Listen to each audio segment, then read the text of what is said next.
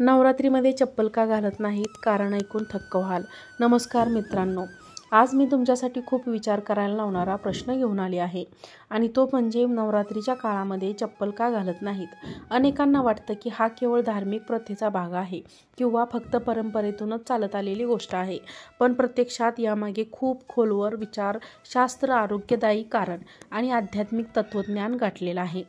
आपण बहुतेक वेळा नियम पाळतो, पण त्यामागचं आणि जेव्हा हे कारण आपल्याला समजतं तेव्हा आपल्याला जाणवतं की परंपरा फक्त आंधळेपणाने पाळण्याची नसून ती आपल्या आयुष्याला अधिक निरोगी, संतुलित आणि सकारात्मक बनवण्यासाठी असते. म्हणूनच मित्रांनो, आज आपण या प्रथेकडे फक्त धार्मिक दृष्टिकोनातूनच नव्हे तर वैज्ञानिक, आरोग्य आणि आध्यात्मिक दृष्टिकोनातूनही पाहणार आहोत. नवरात्र म्हणजे ऊर्जा, शुद्धता आणि साधना यांचा संगम. या काळात प्रत्येक कृतीमागे एक खोल अर्थ असतो. मग ती उपवासाची पद्धत असू द्या किंवा जागरण असो किंवा अग्नी चप्पल न घालणं असो. मित्रांनो, तुम्हाला कदाचित आश्चर्यचकित वाटेल, पायात चप्पल न घालण्यासाठी संबंध आपल्या शरीराच्या आरोग्याशी, पृथ्वीच्या ऊर्जेशी आणि मनाच्या शुद्धीकरणाशी जोडलेला आहे. तर मग आपण या सगळ्या पैलूंचा एक एक करून या परंपरेचा खगोलशास्त्र जाणून घेऊया. नंबर 1. धार्मिक कारण. नवरात्र म्हटले की आपल्या मनात सर्वप्रथम देवीची आराधना, अगदी आणि साधना यांचे चित्र उभे राहते. 9 दिवस हा सण केवळ उत्सव नसतो, तर आपलं मन हे विचार चरणी समर्पित करण्याची एक सुंदर संधी असते. या काळात आपण केलेली प्रत्येक कृती भक्तीतली प्रामाणिकपणा हा एक त्याचं महत्त्वाचं प्रतीक आहे. हा भाव नसून नम्रता आणि संपूर्ण समर्पण व्यक्त करण्याचा मार्ग आहे. आपल्या पूर्वजांनी याच भावनेतून हा संकेत पाळला आणि हळूहळू तो आपल्या संस्कृतीत खोलवर रुजला.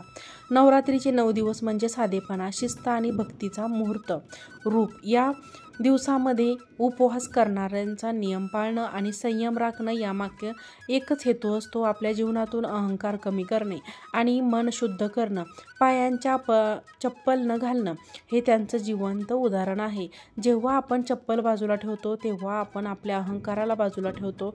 हे छोटा भाव आपल्याला नम्रतेने आणि आपण देवीच्या बाबतीत अधिक एकरूप होतो. त्यामुळे हा साधा दिसणारा नियम प्रत्यक्षात भक्तीचा गैरहजर प्रतीक ठरतो. याशिवाय पवित्रतेचा मुद्दा देखील इथे महत्त्वाचा आहे. प्रवेश करताना चप्पल काढणे अनिवार्य असतं. तसेच नवरात्रीच्या काळात घरामध्ये किंवा देवीच्या पूजेतही हा नियम पाळला जातो, कारण पूजास्थळी हे मंदिरच पवित्र मानलं जातं. पातळ नकारात्मक घेऊन येणारा नवरात्रीत आज आपण या सर्व नकारात्मक गोष्टींपासून दूर राहू शकतो, शुद्धतेचा स्वीकार करतो. त्यामुळे चप्पल न घालणं ही केवळ एक धार्मिक कृती नाही, तर आत्मशुद्धी, आदर आणि आध्यात्मिक उन्नतीकडे टाकलेलं एक महत्त्वाचं पाऊल आहे. 2. मित्रांनो, तुम्हाला माहीत आहे का की आपल्या पायांमध्ये असंख्य नसा असतात आणि त्या शरीरातील महत्त्वाच्या अवयवांशी थेट जोडलेल्या असतात. जेव्हा आपण अनवाणी चालतो तेव्हा या नसांवर हलका भार पडतो आणि त्यामुळे शरीरातील रक्तप्रवाह सुधारतो. रक्ताभिसरण सुरळीत झालं की आपल्या अवयवांची कार्यक्षमता वाढते, शरीर अधिक ऊर्जावान होतं आणि रोगप्रतिकारशक्तीही सुधारते. पुन्हा घालण्याची साधी कृती हिला अर्थ ग्राउंडिंग इफेक्ट असं म्हटलं जातं. पायाखालून होणाऱ्या या नैसर्गिक सरपकामुळे शरीरातील इलेक्ट्रॉन संतुलित राहतं आणि ऊर्जा प्रवाह व्यवस्थित चालतो. तुम्हाला कदाचित आश्चर्य वाटेल, पण यामुळे मन शांत राहतं, कारण विचारांमध्ये सकारात्मकता वाढते. म्हणूनच नवरात्रीच्या काळात चप्पल न घालणे म्हणजे देवीची भक्ती करताना अति पुण्य मिळण्याचं एक कारण आहे. मित्रांनो, आरोग्याच्या दृष्टीने देखील हे फायदे अफाट आहेत आणि चालल्याने पाय अधिक मजबूत होतात, पचनशक्ती सुधारते आणि झोप अधिक गाढ लागते. आयुर्वेदिक आणि योगा या दोन्ही गोष्टी स्पष्ट सांगितल्या आहेत की जमिनीशी थेट संपर्क म्हणजे शरीराचा नैसर्गिक उपचार आहे.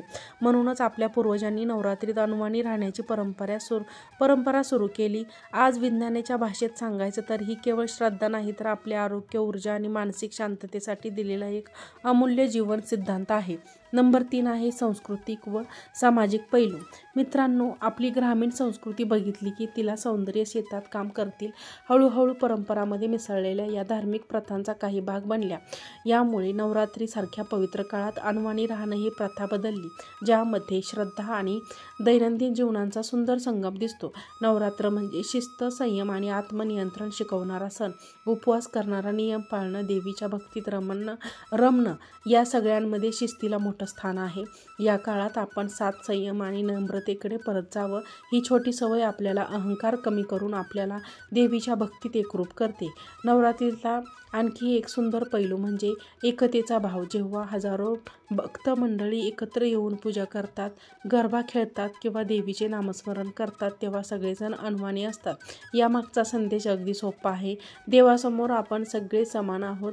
ना फक्त श्रीमंत, ना मोठा, ना गरीब, ना लहान, ना देवीच्या चरणी सर्व भक्त एकसारखेच असतात. हा भावच देवभक्तीतील खरी ताकद आहे. नवरात्र आपल्याला तीच आठवण करून देत असतो. आता आरोग्याच्या दृष्टीने पाहिलं तर आज आपण जास्तीत जास्त वेळ शूज, सँडल्स घालून चालतो. त्यामुळे पायांना नैसर्गिक व्यायाम मिळत नाही. यामुळे flat feet, joint pain, back pain अशा समस्या वाढल्या जातात. पण नवरात्रीत अनवाणी राहणं म्हणजे शरीराला एक प्रकारचा डिटॉक्स मिळतो. उपवास, अधिक अनवाणी चालणं यामुळे मन प्रसन्न आणि ऊर्जा मिळते. जमिनीशी होणारा संपर्क हा नॅचरल स्ट्रेस रिन्यूअल आहे, जो आधुनिक जीवनात आपल्याला खूप उपयोगी ठरतो. म्हणजे ही परंपरा केवळ श्रद्धेची नाही तर मानसिक आणि शारीरिक आरोग्य टिकवण्यासाठीही अमूल्य ठरते. नंबर 4 आहे उपयुक्त टिप्स. मित्रांनो, नवरात्रीच्या काळात अनवाणी राहणं ही एक सुंदर, पण रालापायांची काळजी घेणं ही तितकीच महत्त्वाचे आहे. पण हे आपल्या शरीराचा आधार म्हणजे संपूर्ण आरोग्याची काळजी घेणे. म्हणूनच सर्वप्रथम लक्षात ठेवण्याची गोष्ट म्हणजे मी स्वतः स्वच्छ धुवा आणि कोरडे ठेवा. नेहमी पाय स्वच्छ धुवा आणि कोरडे ठेवा, कारण ओलसरपणा राहिला तर बुरशी, संसर्ग किंवा त्वचेच्या समस्या उद्भवू शकतात. दिवसातून किमान 2 वेळा तरी पाय नीट स्वच्छ धुवा आणि स्वच्छ कपड्याने कोरडे करा, कारण ही सवय तुम्हाला या त्रासापासून वाचवू शकते. यामुळे थकवा दूर होतो आणि झोपही अधिक गाढ लागते. काही वेळा नवरात्रीत आपल्याला जास्त चालावं लागतं, गरबा खेळावा लागतो किंवा दीर्घकाळ उभं राहावं लागतं. अशावेळी गरजेप्रमाणे सुती मोजे वापरले तर पायाचे रक्षण होते, पायाचा ओलसरपणा शोषला जातो.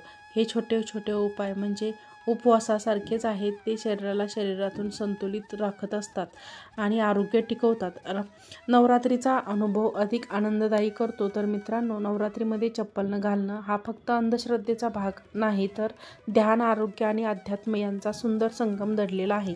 ग्रामीण संस्कृतीत सवयी, भक्तीतील शिस्त, शरीराला मिळणारे फायदे आणि मनाला मिळणारी शांती हे सगळे एकत्र येऊन या परंपरेला अर्थपूर्ण बनवतात. खरं तर या परंपरा आपल्याला सांगतात की जीवनात साधेपणा स्वीकारला तर शरीर, मन आणि आत्मा अधिक मजबूत आणि निरोगी होतो. जर तुम्हाला हा व्हिडिओ माहितीपूर्ण आणि महत्त्वाचा वाटला असेल तर व्हिडिओला एक लाईक करा, चॅनलला सबस्क्राईब करा आणि हा व्हिडिओ जास्तीत जास्त लोकांना शेअर करा. आजचा व्हिडिओ पाहिल्याबद्दल तुम्हा सर्वांचे मनापासून धन्यवाद. श्री स्वामी समर्थ. जय जय स्वामी समर्थ. दुर्गा माता की जय.